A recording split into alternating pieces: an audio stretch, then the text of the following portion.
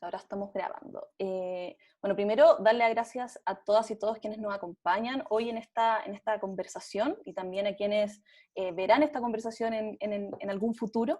Yo primero me presento, soy Javiera Petersen, soy economista y la directora ejecutiva del Observatorio de Políticas Económicas, OPES. Esta conversación es la última de un ciclo que como observatorio organizamos y al que titulamos Conversaciones para un nuevo modelo de desarrollo, en la que tuvimos la oportunidad de conversar sobre políticas económicas con perspectiva de género en la primera sesión y también sobre el rol del Banco Central y los debates en torno a la autonomía, a la gobernanza y a los otros objetivos de política que esta institución puede perseguir. Esa fue la segunda sesión. Y bueno, este siglo se enmarca en el lanzamiento de nuestro primer libro, 38 cifras que definen Chile, que es hecho en colaboración con la Fundación FED, a la que nuevamente le agradecemos por su apoyo en este proyecto, y que pueden descargar de forma totalmente gratuita y eligiendo el color de portada del libro en 38cifras.cl. Bueno, y el principal objetivo de este libro es caracterizar el modelo de desarrollo de nuestro país y de esta forma identificar qué es lo que nosotros tenemos que cambiar para poder avanzar a un nuevo modelo de desarrollo que supere las carencias del actual. Y por eso este ciclo de conversatorios, porque estamos convencidas de la necesidad de empezar a generar ya propuestas para poder orientar las políticas económicas hacia las transformaciones que Chile necesita, todo esto enmarcado en el gran debate constitucional que ya se está viviendo en nuestro país. Y la verdad es que no me imagino una persona más atingente para poder hablar de modelos de desarrollo y de oportunidades que hoy día se abren que Carlota Pérez, que es quien es nuestra invitada en nuestra oportunidad. Carlota ha dedicado su carrera a estudiar el impacto socioeconómico del cambio tecnológico, de las revoluciones tecnológicas y las oportunidades que desde allí se abren para el crecimiento y para el desarrollo. Ella es profesora honorífica en el Instituto para la Innovación y el Propósito Público de UCL y también del Centro de Investigaciones sobre Políticas Científicas y Tecnológicas de la Universidad de Sussex. Y además cuenta con una vasta experiencia como conferencista y consultora internacional para distintos organismos internacionales y gobiernos. Así que bienvenida, Carlota, muchísimas gracias por estar aquí hoy día conversando con nosotros en este conversatorio. Gracias por la invitación y bienvenidos todos. Bueno, para ocupar bien el tiempo, quiero partir con algo que creo que tú en diversas instancias has argumentado, y es que hoy día se está viviendo una nueva revolución tecnológica, y dado que este concepto de revolución tecnológica, al menos aquí en Chile, no es un concepto tan entendido desde la economía, y yo creo que probablemente porque en general nuestro currículum no se incorpora la historia económica como un elemento dentro de la formación. Para poder partir esta discusión sería interesante que nos explicaras un poco qué son las revoluciones tecnológicas, cómo se podrían definir estas revoluciones tecnológicas, las principales características y también en particular y muy importante, qué es lo realmente nuevo de esta revolución tecnológica que hoy día se está viviendo. Bueno, yo creo que una de las razones por las cuales la gente no sabe lo que es una revolución tecnológica es porque duran 60 años, qué sé yo.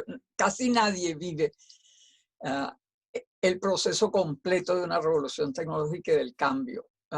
Los que sí vivimos la revolución tecnológica anterior, la revolución de la producción en masa, que se manifestó particularmente después de la Segunda Guerra Mundial, pero que empezó por allá atrás, antes de la Primera.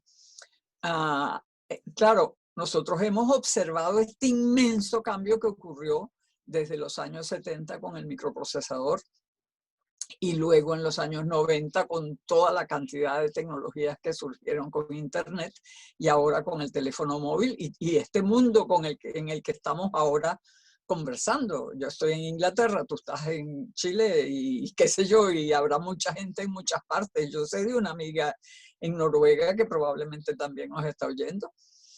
Y esto es una cosa completamente distinta de lo que fue el mundo de suburbia, la casita de la familia, la televisión, la radio, el tocadiscos, ese mundo encerradito del entretenimiento y de las máquinas para cocinar, para enfriar, para darle a hacer tortas y todo lo demás. O sea, eso era lo que era el mundo de la producción en masa, mucho a propósito de objetos y cosas. Ahora estamos en un mundo de la información y los grandes cambios. Pero claro, es importante saber que esta es la quinta revolución desde que empezó el capitalismo por allá a fines del siglo XVIII. Entonces, eso nos permite ver las regularidades en el patrón de difusión. Son todas distintísimas. O sea, prácticamente la primera estaba basada en los canales y el poder del agua en las ruedas de molino. La segunda, el ferrocarril y la máquina de vapor. La tercera, la gran ingeniería química, eléctrica, todas las... Y la máquina de vapor que convirtió los barcos de vela en vapores, que permitieron justamente que Chile, Argentina y todos los países del sur de los diversos continentes se incorporaran a la economía mundial. Entonces, ese patrón de difusión que podemos ver, claro, ya les dije que la cuarta había sido la revolución en masa, fundamentalmente el mundo del petróleo y la electricidad y el automóvil, sobre todo la producción en masa del automóvil y de todo lo demás. Ahora estamos en esta revolución informática. Ahora, ¿cuáles son las regularidades? ¿Qué es lo que permite que uno pueda decir que estamos en una época u otra de cada una de las revoluciones? Bueno, como esta es la quinta y ya tenemos visión de cómo fueron todas, podemos observar varias cosas importantes. Primero que nada, que la primera época de cada revolución tecnológica se encarga de destruir la anterior y de crear la nueva al mismo tiempo. Entonces es un periodo muy turbulento y es un periodo en el cual el mundo financiero toma las riendas, porque es necesario financiar gente que nunca tuvo finanzas.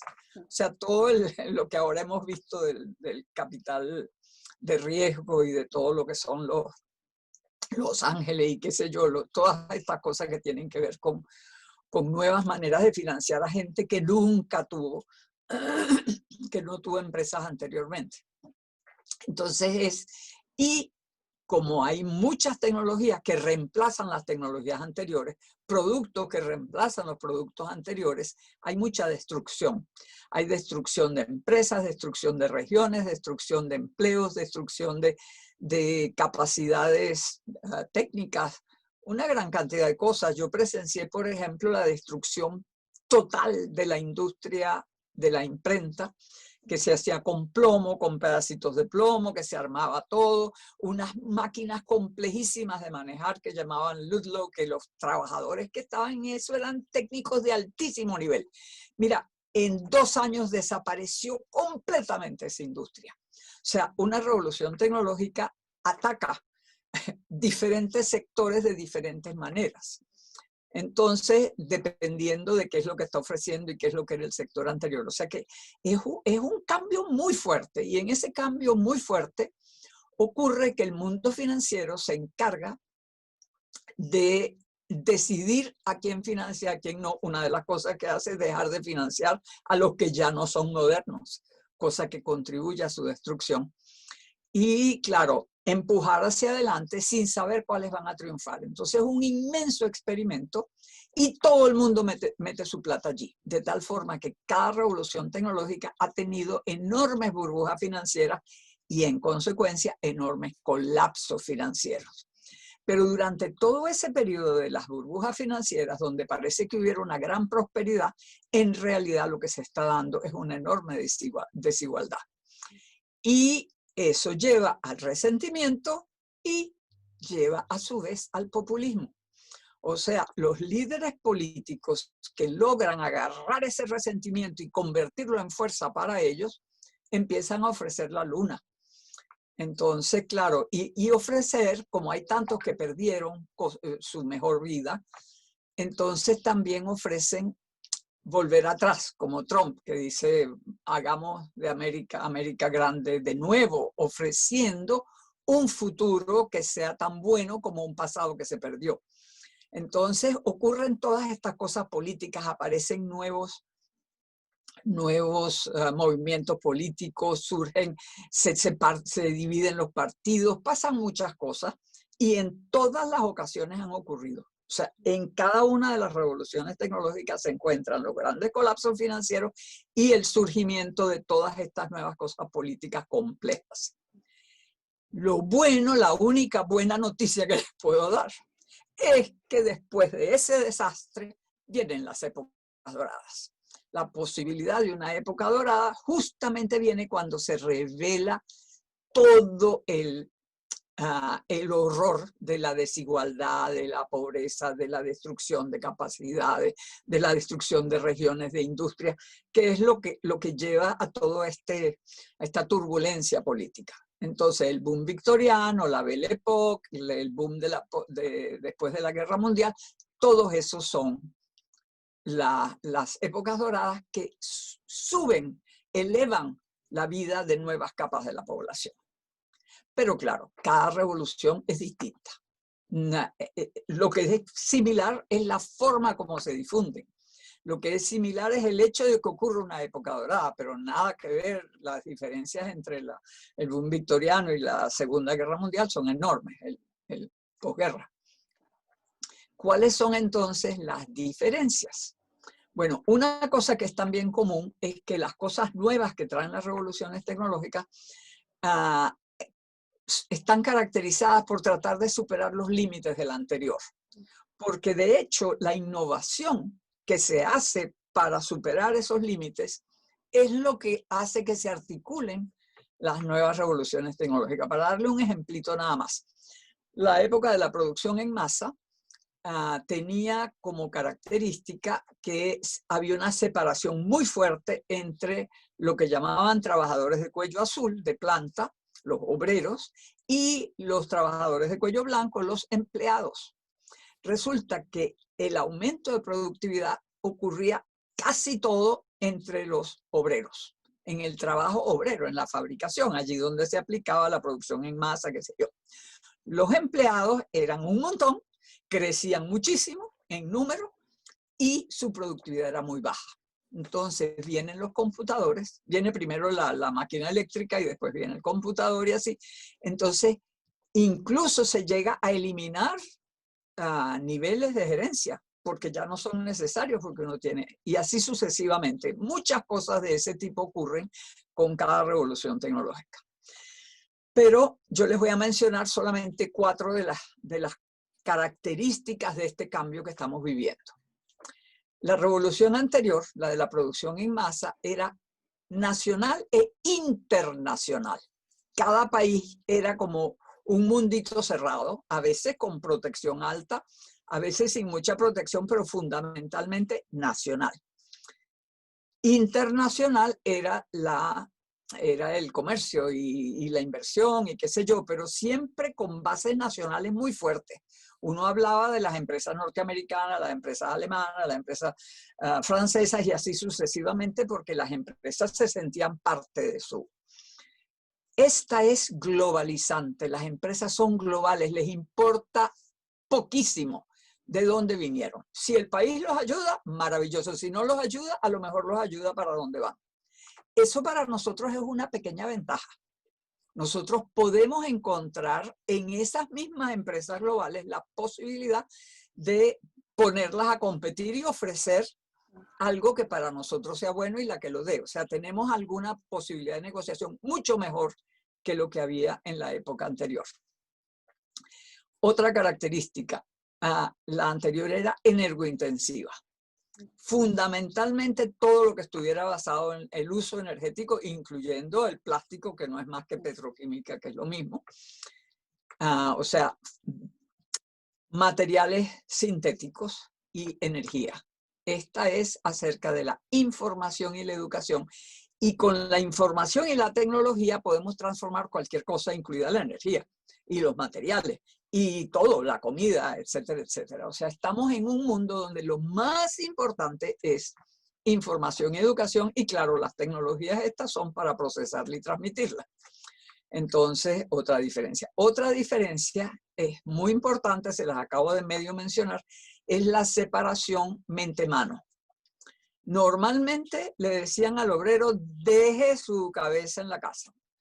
Muy divertido que en los años 80 los japoneses decían, Lo que los occidentales no han entendido es que con cada par de manos viene un cerebro gratis, porque ponían a los trabajadores a innovar, porque ellos no los podían votar. Ellos tenían una situación un poquito distinta, los trabajadores eran casi como parte de la familia y cuando nacía alguien se esperaba que venía a trabajar a la misma empresa. O sea, no es que ellos eran muy buenos, sino que ese era su esquema social, su estructura.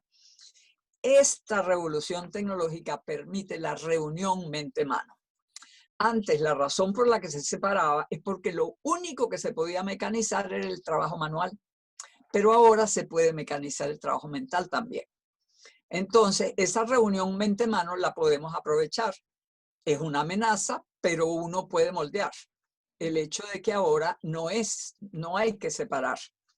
Ahora todo el mundo puede justamente usar ese cerebro gratis, que ya no es gratis, porque ahora el que sabe se le paga más. La estructura de salarios ahora tiene mucho que ver con las capacidades de la gente, mientras que antes era el requerimiento del puesto de trabajo lo que definía el salario. Y la última diferencia es que pasamos de un mundo de la homogeneidad al mundo de la diversidad. Mientras que antes, mientras más idénticos fueran los productos, aquel famoso dicho de Henry Ford que dijo, usted puede tener un auto de cualquier color con tal de que sea negro. Bueno, eso era la homogeneidad, porque lo que hacía la producción en masa era reducir el costo de cada una de las unidades, mientras que ahora, mientras más diverso, mejor. Porque como la computadora puede cambiar todas las veces que quiera y la gente usa su cerebro, entonces es perfectamente posible orientarse a los deportistas, a los intelectuales, a los que cantan canciones, a los, qué sé yo, y diferentes culturas. O sea que podríamos permitir florecer las culturas, mientras que en la época de la homogeneidad, como vimos, por ejemplo, en España, que cada una de las nacionalidades desesperadamente tratando de que le permitieran usar su idioma, y ahora es perfectamente posible. Y cada producto trae 7 idiomas, 10 idiomas, que importa. Porque ya esa absoluta homogeneidad no hace falta. Y lo mismo hacían los rusos en la Unión Soviética, que todo el mundo tenía que hablar ruso por la misma razón. En Canadá, la misma cosa. En Inglaterra, la misma cosa. Ahora no. Ahora todas las diferencias vienen. Pero esa diversidad es otra cosa que nos permite aprovechar, que podemos aprovechar. En fin, entonces esas serían 4 importantes diferencias entre estas dos revoluciones. No, encuentro Y muy claro, interesante esa diferencia, o sea, como muy... una cosita que te quiero, última Sí, cosa que adelante. decir en esto, es entender que la sociedad moldea y orienta las revoluciones tecnológicas. No caigamos en determinismo. Cada revolución tecnológica crea un escenario, brinda unas herramientas y con eso se construye lo que uno va a hacer con la sociedad. Hitler, Stalin y las democracias keynesianas más el tercer mundo, que usaron la tecnología de la producción en masa en formas absolutamente distintas, creando sociedades completamente distintas. No hay ninguna razón por la cual uno tenga que decir que la robótica va a acabar. No, necesitamos robótica y la tenemos que usar bien, pero no nos vamos a quedar atrás y dejar que venga eso como un tren que nos viene a pisar. Perfecto, no, perfecto. O sea, encuentro muy interesante entender estas diferencias finalmente que van a definir, que están definiendo esta nueva revolución tecnológica. Y ahora, poniéndonos los lentes sobre la edad dorada que va a venir, y algo que también siempre he encontrado bien interesante de tus argumentos es entender y describir el desarrollo como un objetivo de blanco móvil, o sea, un objetivo que es naturalmente dinámico y por tanto exige a los países pensar, diseñar y un constante esfuerzo de adaptación y estrategia.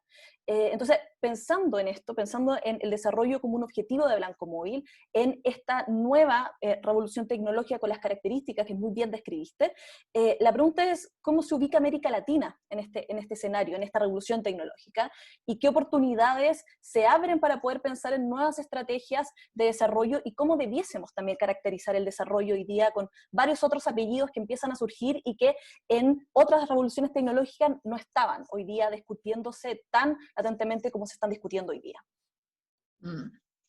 Bueno, yo creo, a mí me gustaría empezar por explicar qué quiere decir blanco móvil, porque el asunto es que cuando la gente habla de políticas de desarrollo, es que como que la política de desarrollo es producir muchas cosas o producir, tú sabes, ensamblar, o sea, como si fuera que el desarrollo es de un solo tipo. Resulta que la difusión mundial de cada una de las revoluciones tecnológicas abre y cierra oportunidades distintas. Lo que hizo América Latina con el salto, con la industrialización por sustitución de importaciones, que fue, por cierto, una idea genial de Prebisch y también Singer, por otro lado, nos elevó a todos, creó una clase media, creó una clase obrera, creó una clase empresarial activa con diferentes cosas, infraestructura. Claro, lo que pasó fue que armamos la parte de ensamblaje con industrias. ¿Cuál fue la oportunidad? Que las industrias del norte, justamente las de ensamblaje de productos fundamentalmente eléctricos y el automóvil, estaban completamente maduros, ya no les podían aumentar la productividad ni 1 milímetro y entonces no podían aumentar los salarios, entonces, y tampoco podían aumentar la demanda. Entonces tenían demanda saturada y se les ocurrió aceptar la propuesta de Prebisch, que era que nosotros ensambláramos los productos ya maduros con mercado saturado, y al hacer eso creábamos una gran cantidad de empleo, una enorme clase media que consumía eso en cada uno de los países. ¿Por qué nos prohibían exportar? Porque la idea era que todos consumiéramos esas partes que importábamos y ensamblábamos. Entonces, la oportunidad era muy clara, no era que hiciéramos lo que quisiéramos, sino que hiciéramos eso. Y lo hicimos y tuvimos éxito. O sea que a veces uno ensambla, como que se conecta con las posibilidades de otro y entonces se da un juego de suma positiva con sus ventajas y sus desventajas. Ahora, los tigres asiáticos no tenían con qué financiar eso. Nosotros lo financiábamos, ustedes con el cobre, los venezolanos con el petróleo. Cada uno con su producto de exportación tenía con qué financiar eso. Los tigres no tenían, los asiáticos no tenían productos para exportar. Tenían que exportar eso mismo, lo que estaban ensamblando. Además de otras razones, la Guerra Fría, 1000 razones, y no vamos a discutir esto, pero es muy importante que se entienda que las oportunidades son distintas y son distintas para los países que las aprovechan, porque uno tiene que tener las condiciones específicas para poder hacerlo. Los africanos no pudieron, porque no estaban en el punto en el cual tenían suficientes capacidades y además empezaron tarde. Entonces, cuando ya era más tarde todavía que nosotros. Entonces, bueno, esa fue esa oportunidad y la aprovechamos muy bien. ¿Qué vino después? Bueno, vino la oportunidad que aprovecharon los asiáticos, pero nosotros nos quedamos ensartados, obligados al libre mercado porque para la sustitución de importaciones nos endeudamos hasta aquí. Y esa deuda nos amarró. Y entonces, amarrados con esa deuda, no fue posible hacer otra cosa que no fuera lo que dijeran los que nos iban a sacar de la deuda. Entonces, el libre mercado nos lleva a la década perdida y sinceramente yo pienso que todavía estamos ahí.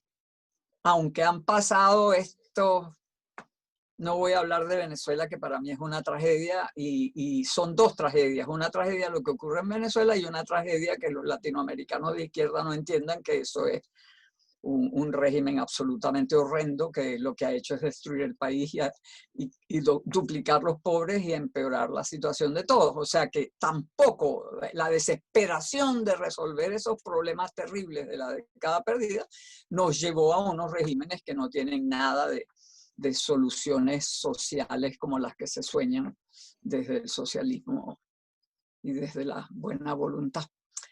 Entonces, ¿dónde nos encontramos ahora? Bueno, Asia lleva de 20 a 40 años de experiencia fabricando y exportando justamente industria de fabricación. de la de antes, de la misma de antes, pero ahora con escalas mucho mayores, con cambios de modelo, y con la posibilidad de mano de obra baratísima y por lo tanto imposible para nosotros competir. No tenemos ni la experiencia ni estamos en condiciones de tener una mano de obra tan barata como la que tienen los asiáticos. Entonces, ¿cuál es la oportunidad nuestra y por qué la tenemos? Nuestra oportunidad es combinar recursos naturales con tecnología y orientarnos a inclusión y ambiente. Entonces, con eso podemos efectivamente dar un salto ahora. Y ahora, después de COVID, mejor que nunca. Porque justamente es un momento en el cual, en lugar de retroceder a como estábamos, las cosas que se van a destruir con COVID no podemos evitarlo, construyamos las nuevas. Y las nuevas significan, y cuando yo digo recursos naturales, vamos desde minería, agricultura, pesca, forestal, etcétera, hasta turismo y cualquier otra cosa que tenga que ver con, o sea, y muy importante, la industria de procesos, eso quiere decir química, todo lo que es agroindustria, todo lo que es transformación de los recursos naturales en productos mediante procesos de calor, qué sé yo, todo lo que es la química, pero además biotecnología, o sea, todo ese conjunto de tecnologías que no son de cortar y coser y pegar, sino de transformar. Todas las tecnologías de transformación. Y hay que entender una cosa para el aprovechamiento de esto. Ninguna política de desarrollo en la historia ha sido exitosa sin ser una estrategia tecnológica. La tecnología siempre ha sido importantísima y en esta ocasión muchísimo más que nunca. Bueno, tú ya lo esbozabas un poco en esta respuesta, o sea, es imposible eludir el contexto de la pandemia que hoy día vivimos y del COVID para poder pensar y aterrizar todas las cosas que estamos hablando, y tampoco eludir las crisis que vinieron acompañando la pandemia, y ya varias instituciones, entre ellas la CEPAL, están hablando de una nueva década perdida para nuestra región, y dado varias de las discusiones que se están dando en nuestro país, la pregunta que se hacen muchos y muchas, y que se le hacen mucho también a economistas de acá, es si es que el modelo de desarrollo de América Latina se agotó o no se agotó, y cuáles han sido los principales errores que se han cometido, ya en vistas para poder construir justamente un poco lo que yo decía en una introducción, cuál va a ser el nuevo modelo que nos va a definir como región. Mira, francamente, no sé de qué modelo de desarrollo están hablando, porque ¿qué modelo de desarrollo? Ninguno. Si justamente lo único que teníamos era el libre mercado, eso no es un modelo de desarrollo. Eso es una garantía de que no va a haber desarrollo. El principal error, no tener un rumbo de consenso, como si se tuvo con la sustitución de importaciones. O sea, si tú sabes para dónde vas, entonces el Estado se comporta correctamente y te pone las condiciones para que eso ocurra. Los diferentes proveedores, los industriales, los banqueros, todo el mundo sabe para dónde van las cosas. Entonces uno tiene un rumbo de consenso. Y así fue en los 4 tigres asiáticos, así fue en Japón, así está haciendo en China. O sea, la gente sabe para dónde va, cuándo. Y así fue a fines del siglo XIX y comienzos del XX, cuando Estados Unidos y Alemania se le fueron por delante a Inglaterra, estaban clarísimos de para dónde iban, el Estado los ayudó, o sea, tener un rumbo de consenso es indispensable. Y me preguntas cuál es el peor error. El peor error fue no aprovechar el boom de las materias primas. ¡Qué desperdicio tan grande! Bueno, ni hablar de Venezuela. $1 trillón recibió Venezuela. Y lo que hizo fue regalarlo, botarlo, botarate, nada, no hizo nada. No hay ni una sola empresa montada. Pero como ese es un caso de tragedia, me puedo referir a cualquier otro país. ¿Qué pasó?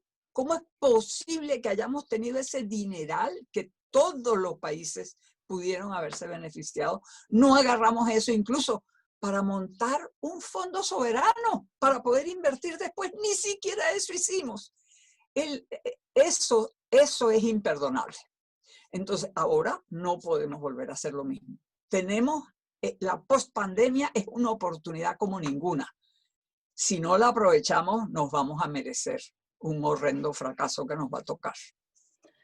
Bueno, en el centro de la crítica que tú haces y que comparto plenamente, finalmente está como cómo se conceptualiza al final un modelo de desarrollo cuando solamente es del libre mercado, o sea, como el libre mercado cuando tú dices como que solamente asegura el no desarrollo.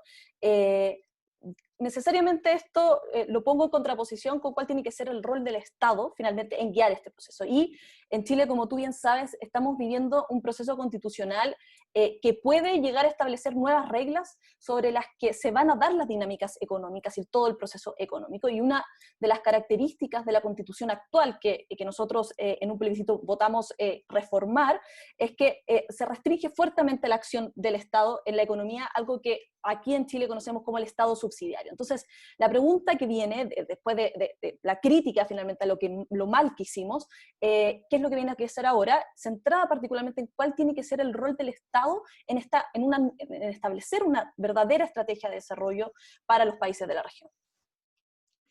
Bueno, primero que nada, tal como les decía antes, a los países que han dado el salto históricamente siempre han tenido el apoyo decidido del Estado. Un apoyo clarísimo. En Estados Unidos, cuando dieron ellos el salto de país subdesarrollado a ser más desarrollado que Inglaterra, que les tomó apenas 60 años, tenían protección de promedio 60%, en promedio.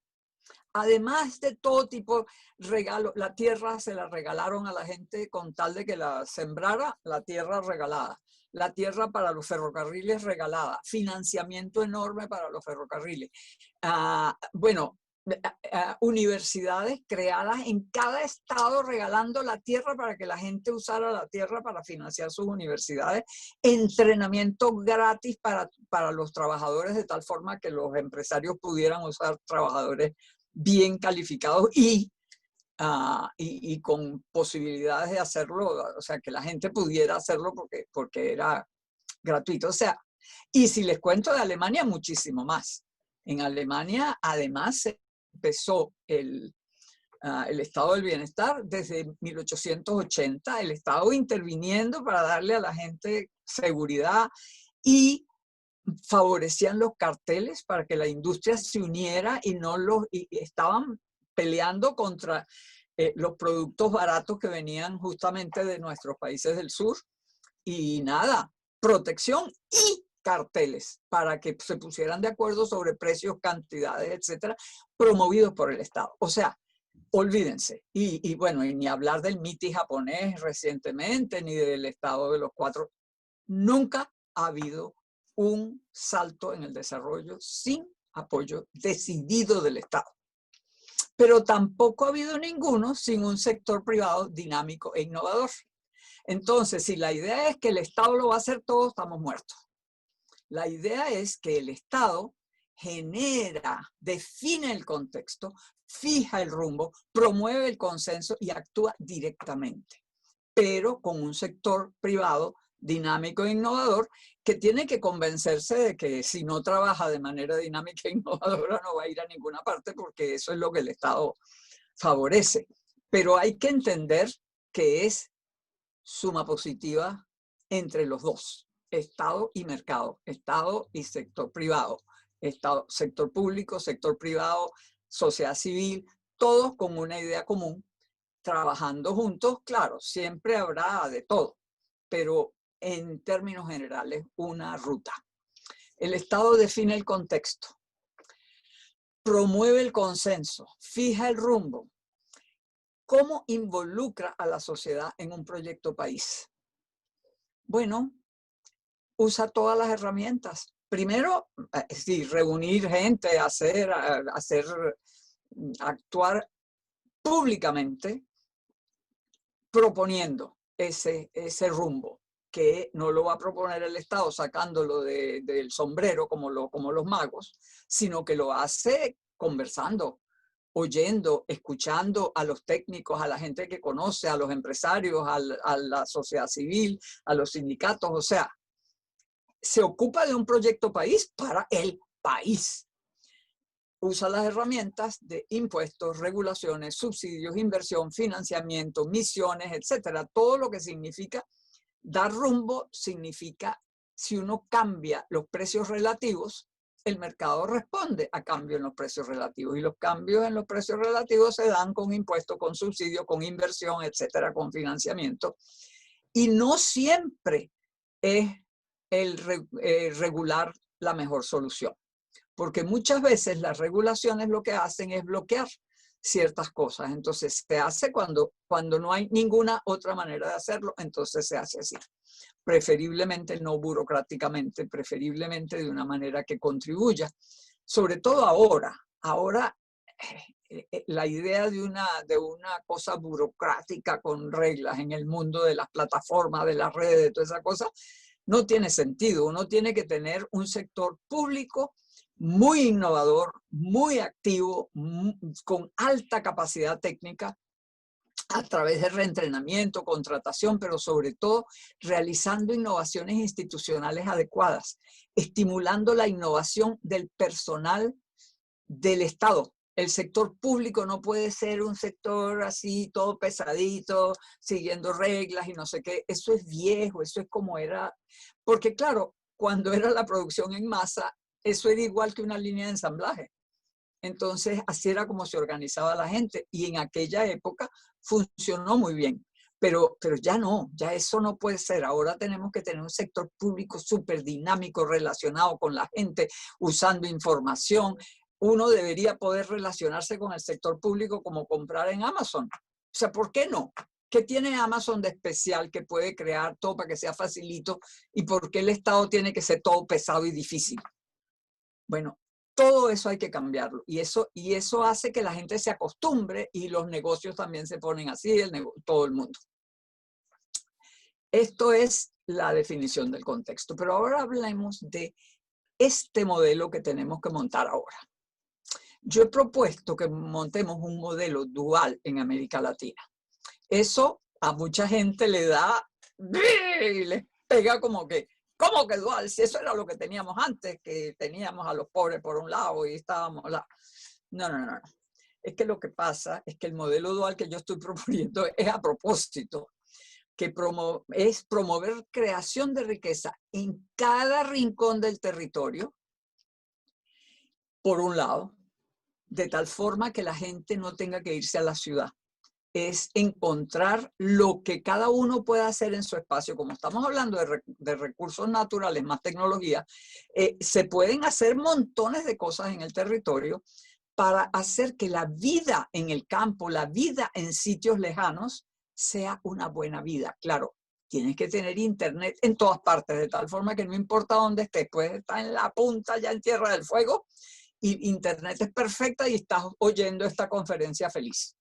Al mismo tiempo que haces tu trabajo, lo que sea que tú vas, y exportando a través de internet también, con sistemas de transporte y cosas, de tal forma que la gente no tenga que venir a sufrir en las zonas pobres de las ciudades, todas esas cosas terribles.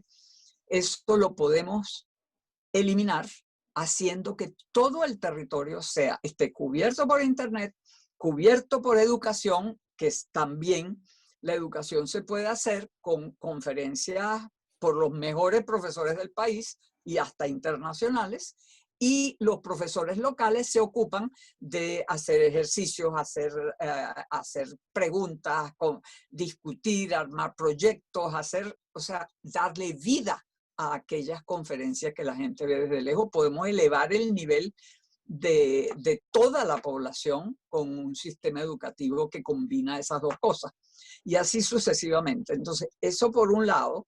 Y por el otro, apoyar la elevación del perfil exportador de las empresas remolque del crecimiento, que serían esas empresas de recursos naturales más tecnología que tienen que ir apuntando a ser de punta.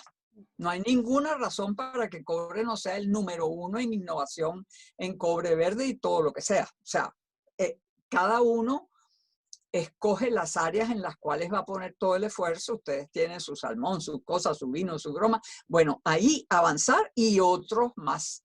Y biotecnología, ciencia de materiales, todas esas cosas para crear un perfil exportador que cada día sea más de avanzada y que coloque al país de número 1 y de número 2 en lo que sea, de tal forma que con eso se puede financiar todo lo demás.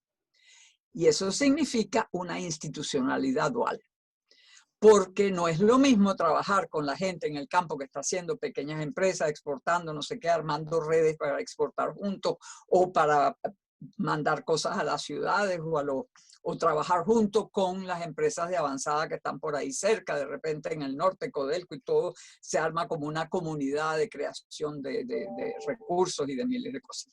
No sé por qué me estoy metiendo con Chile, del cual no sé suficiente, pero claro, no puedo evitar que sé que estoy hablando con chilenos. Entonces, ¿por qué la institucionalidad dual? Porque para trabajar con unas empresas que están exportando y relacionándose con empresas avanzadísimas globales del mundo, uno tiene que tener unas habilidades, capacidades y conocimientos para que lo respeten, porque no vas a tener una gente ignorante, porque entonces la empresa privada se deshace del Estado. No puede. Tenemos que tener el mismo nivel y si es posible más en cuanto a capacidades para trabajar con el sector de avanzada. Y luego necesitamos tener para ese sector y para los chiquitos, para todo lo que es la producción a lo ancho del territorio, tenemos que tener una cosa que yo he llamado la infraestructura técnica y que en la literatura científico-técnica se llama el Sistema Nacional de Innovación, que también puede ser sistema sectorial, sistema nacional, sistema urbano de innovación, lo que sea. Eso es el conjunto de pequeñas empresas y personas, consultores, técnicos, instituciones, universidades, centros, de todo eso que ayuda a que todos los que están actuando en el mundo económico puedan incorporar tecnología con la ayuda de todo este tipo de personal. Entonces, esas son las tres cosas, esa especie de sistema de innovación que incluye, por supuesto, a las empresas también, no solamente a estos proveedores de tecnología y de apoyo y de pruebas y de laboratorios y de cosas de esas. Entonces, eso, los tres, los sectores remolque de punta, cada rincón del territorio y la infraestructura. Y eso yo lo llamo el modelo dual porque tiene esas dos puntas, ¿no? Pero están interrelacionadas y están apoyadas y muchas veces habrá recursos que van de uno al otro, pero garantizan que todo el mundo puede tener una buena vida. Claro. Entonces, ni el Estado ni el mercado, sino ambos a la vez apuntando a un rumbo de consenso. El mundo está cambiando. Ya el libre mercado puro está desprestigiado. Eso es una ventaja muy grande. O sea, afuera, en el mundo de avanzada, ya el Estado está poniendo dinero en bruto para enfrentar la pandemia y ya se enteraron de que el mercado lo que hizo fue un desastre. La cantidad de gente que tiene empleos tipo gig de economía Uber, qué sé yo, la uberización, más los empleos sueltos, tuvieron que empezar a financiar a la gente autoempleada porque ¿qué van a hacer los autoempleados si no pueden trabajar? O sea, eso cambió. Y ahora el llamado triple resultado, lo ambiental, lo social, la gobernanza, por supuesto, se suma a lo económico y esto está pasando que los inversionistas exigen que los informes de las empresas en la bolsa tengan esos tres sectores. ¿Cómo está usted en lo ambiental, cómo en lo social y cómo es la gobernanza? Además de lo económico, porque no es suficiente, porque todo el mundo sabe que todo va para verde, que lo ambiental se va a convertir en lo más importante, que los estados van a regular con eso. Entonces, eso es otra cosa que está cambiando. Entender que lo ambiental no es nada más que de la gente de izquierda. No. Se acabó. Es más, yo advertiría que toda esa gente que dice el decrecimiento y no sé cuánto, eso no podemos apoyar eso sino entender que hacia allá van todos, la derecha y la izquierda. La globalización brutal es otro problema. Hasta ahora se dio solo costo de mano de obra, pero resultó catastrófica. Y con la pandemia se vio claramente que no se podía mandar a hacer todo en China, porque cuando llegó el momento de querer equipo protector, todo el mundo peleando porque los chinos eran los únicos que producían. Y si los chinos se hubieran parado, ¿qué hacíamos? No, es un milagro que no se pararon completo. Bueno, entonces la estrategia industrial y la especialización están de vuelta. O sea, ya eso, yo no sé qué va a hacer la WTO, ¿cómo se llama? Organización Mundial del Comercio. La OMC. La OMC. Sí. No me suena. Ya estoy demasiado acostumbrada a llamarla la WTO. Bueno, entonces, ese es el conjunto de cosas como veo yo que... O sea, es un cambio, pero gigantesco finalmente, en la forma en que estamos acostumbrados a ver también las cosas. O sea, y ahí, haciendo ya la última pregunta, porque sé que el tiempo se nos acaba, y acogiendo un poco a lo que tú ya mencionabas sobre lo verde, que esto ya viene como un hecho, y también pensando en que la crisis climática que afecta con mucha fuerza a nuestro continente, con mucha fuerza a nuestro país, que finalmente este no es un problema del futuro, es un problema de hoy. El debate, en general el debate académico y político, principalmente guiado de hecho de las economías del norte y lo que se está viviendo allá, se ha centrado en esta discusión de decrecimiento versus crecimiento económico, o bien decrecimiento versus políticas industriales verdes, y eso también ha llegado a nuestro país en estas discusiones sobre cuál tiene que ser el modelo de desarrollo en el futuro, si tenemos que apostar al decrecimiento o no.